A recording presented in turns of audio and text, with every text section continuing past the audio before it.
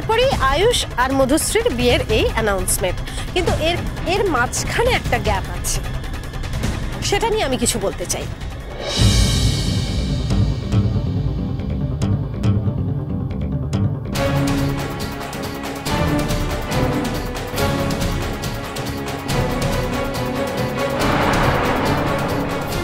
এসবের মানে কি? প্রেস কনফারেন্স ডেকেছে আমার মেয়ে, আর উনি কে? ওনাকে থামতে বলুন। কেন থামবেন? উনি তো থামবেন না। উনি যা বলছেন একদম সত্যি কথা বলছেন। হ্যাঁ, এটা ঠিক, প্রেস কনফারেন্স ডেকেছে মধুশ্রী, আপনার মেয়ে। কিন্তু প্রেস কনফারেন্স ডাকা মানে প্রেস তো অর্ধেক সত্য জেনে এখান থেকে চলে যাবে না, জানলে পুরো সত্যটাই জানবে। এসবের মানে কি? দেখুন না, মানেটা কি?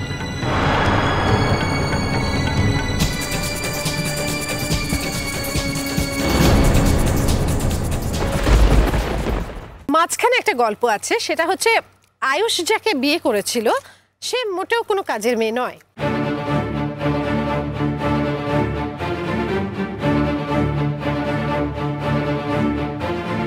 সে মধুপুরায় অত্যন্ত সম্ভ্রান্ত পরিবারের একটি মেয়ে, লেখাপড়া জানা মেয়ে, শিক্ষিতা মেয়ে।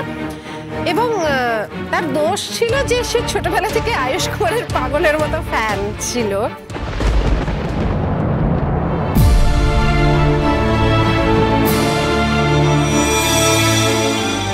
আয়ুষ কুমার যখন মধুপুরায় শো করতে যায়, সেখানে গিয়ে ওর মেয়েটির সঙ্গে আলাপ হয় এবং আয়ুষ কুমার ওর প্রেমে পড়ে এবং আয়ুষ কুমার ওকে এখানে আসার জন্য আমন্ত্রণ জানায়।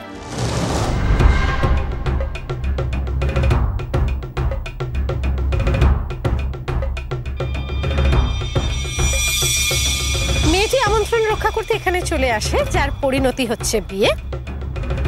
ওরা দুজনে ভালোই ছিল, একে অপরের সঙ্গে বেশ ভালো ছিল। মাঝখান থেকে যেটা মুশকিল হয় এই মধুশ্রী, ওরা দুজনে মানে আয়ুষ আর মধুশ্রী যখন সিঙ্গাপুরে শুটিং করতে যায়, তারপরে মধুশ্রী এসে দাবি করে যে মধুশ্রী অন্তঃসত্ত্বা এবং যার বাবা হচ্ছে আয়ুষ কুমার নিজে।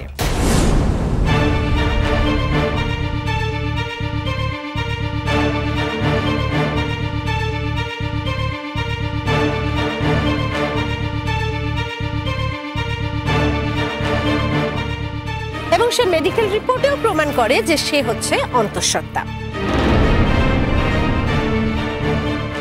তখন আয়ুষের যে স্ত্রী, সে আয়ুষের সম্মান রক্ষা করার জন্য আয়ুষকে বাধ্য করে মধুশ্রীকে বিয়ে করার জন্য, যার পরিণতি হচ্ছে আজকের দিনটি।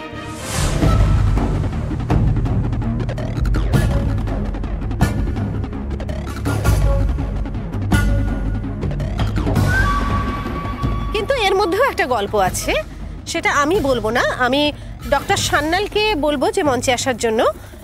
ডক্টর সান্যাল, আপনি মঞ্চে আসুন, এসে আপনি বাদবাকিটা বলুন প্লিজ।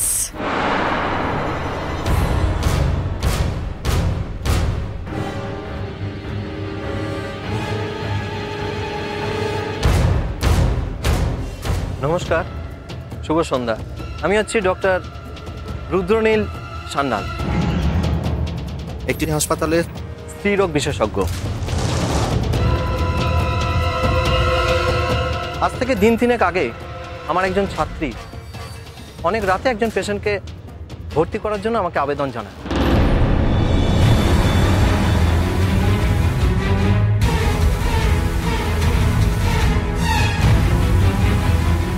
তখন অবশ্য সেই পেশেন্টের পেটে প্রচণ্ড যন্ত্রণা ছিল, তো আমি তাকে ভর্তির জন্য অনুমতি দিই।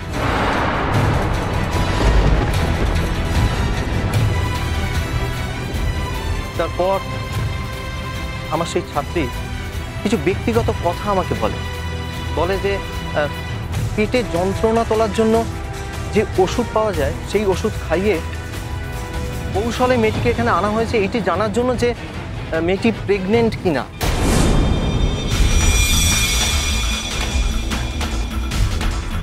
আর আমার কর্তব্য ছিল যে একটা আলট্রাসোনোগ্রাফি করে মেয়েটি সত্যি প্রেগনেন্ট কিনা সেটা জানা।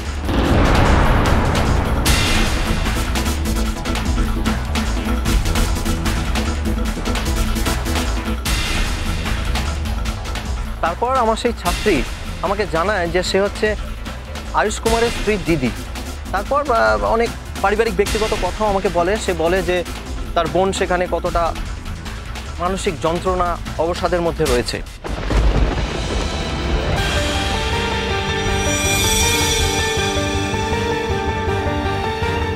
আমি সমস্তটা শুনে শেষে তার প্রস্তাবে রাজি হয়ে যাই এবং পরীক্ষা করে দেখি যে মেয়েটি যা বলছে সেটি সত্যি কথা নয়।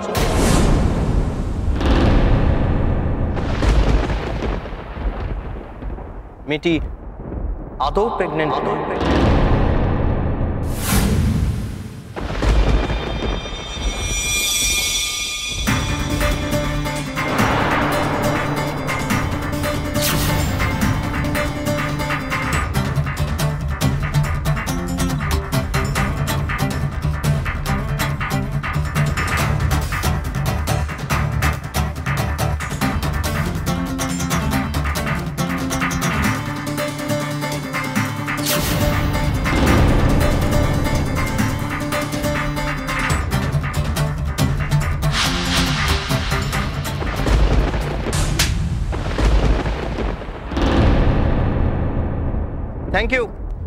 Thank you, that's all.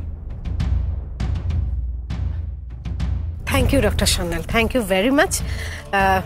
আসলে উনি সাহায্য করেছিলেন বলেই বোধহয় এত বড় সত্যিটা আমাদের সামনে আসা সম্ভব হলো। এবার আপনারাই বলুন যে এখন কি আয়ুষের স্ত্রীর উচিত এই ঘটনার পরে, এটা জানতে পারার পরে আয়ুষকে ছেড়ে চলে যাওয়া?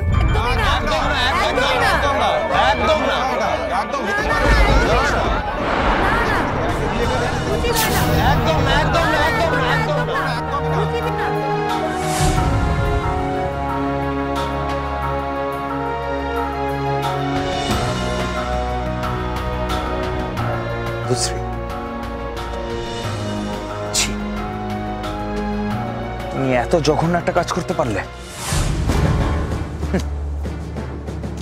অবশ্য তোমার কাছে এটা নতুন কিছু নয়। তোমার জন্য আমার স্ত্রীকে এতদিন এত অপমান, এত কষ্ট সহ্য করতে হয়েছে। তোমাকে আমি জেলের ঘানি টানিয়েই ছাড়ব।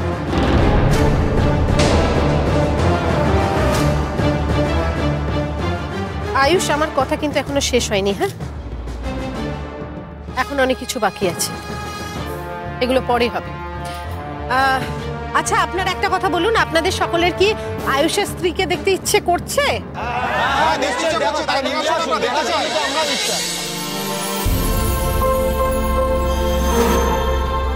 সে এখানেই আছে।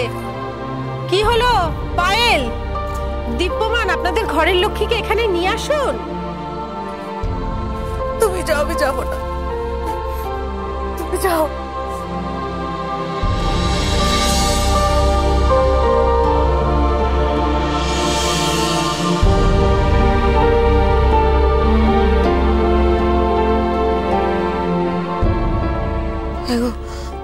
আমি কিন্তু এই ভয়টাই পাচ্ছিলাম, জানো তো। চুপ করে থাকো, এখন আর কোনো কথা বলো না। মধুশ্রী না আমাদের নামটা ফাঁস করে দেয় যে আমরা সবকিছু জানতাম। তুতুল, এদিকে এসো, এসো এসো, তাড়াতাড়ি এসো, এসো।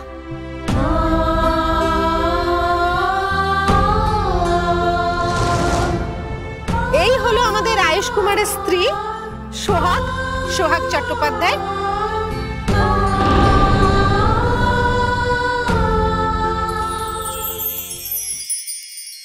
এখন রেজিস্ট্রিটা করার খুব দরকার, কারণ আর কেউ না বলতে পারে এটা আইনের বিয়ে নয়, এই বিয়ে চট করে ভেঙে ফেলা যায়, এই বিয়ে ক্যান্সেল করে দেওয়া যায়, এরকম কোনো ঘটনাই ঘটবে না। কারণ এখন যেটা হবে কংক্রিট এবং আইনের বিয়ে হবে। দাঁড়াও, আপনি শুরু করুন, দেরি করবেন না প্লিজ। এখানটা দাঁড়াও তুমি।